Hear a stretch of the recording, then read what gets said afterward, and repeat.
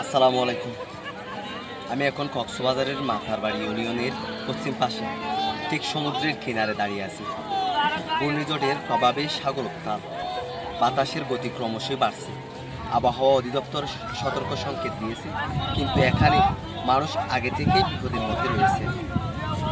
এই মাথারবাড়ির পশ্চিম পাশে আপনি যখন হাঁটবেন তখন আর ঝড়ের আওয়াজে মন বই পাবে না, বরং মানুষের জীবনের কান্না শুনে গলা আটকে আসবে। অনেকের ঘর সাগরে তলিয়ে গেছে।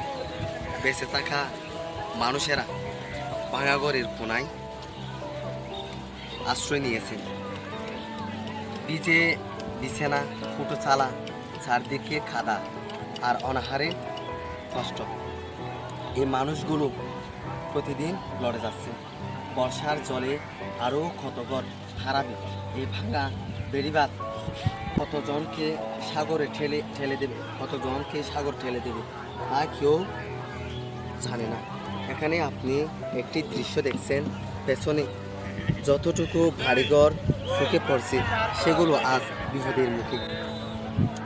আমি ব্যর্থহীন কণ্ঠে বলতে চাই, এই বর্ষা ও ঘূর্ণিঝড় মাথারবাড়ির পশ্চিম পাশে কোনো বেড়িবাঁধই টিকে থাকবে না যদি এখনই উদ্যোগ না নেওয়া হয়। এ মুহূর্তে আমার আবেদন অন্তর্বর্তী সরকারের প্রধান ডক্টর মোহাম্মদ ইউনূস স্যারের প্রতি, আপনি মানবিকতা, দরিদ্রতা বিমোচন আর গ্রামের মানুষের বন্ধু হিসেবে বিশ্বে পরিচিতি অর্জন করেছেন। আমার অনুরোধ, একবার চোখ রাখুন এই উপকূলের দিকে, একটু নজর দিন এই ভাঙা ঘর, না খেয়ে থাকা শিশু আর বিধ্বস্ত মানুষের দিকে। বিশ্বাস করুন, তাদের চোখের পানি এদেশের বাস্তবতা।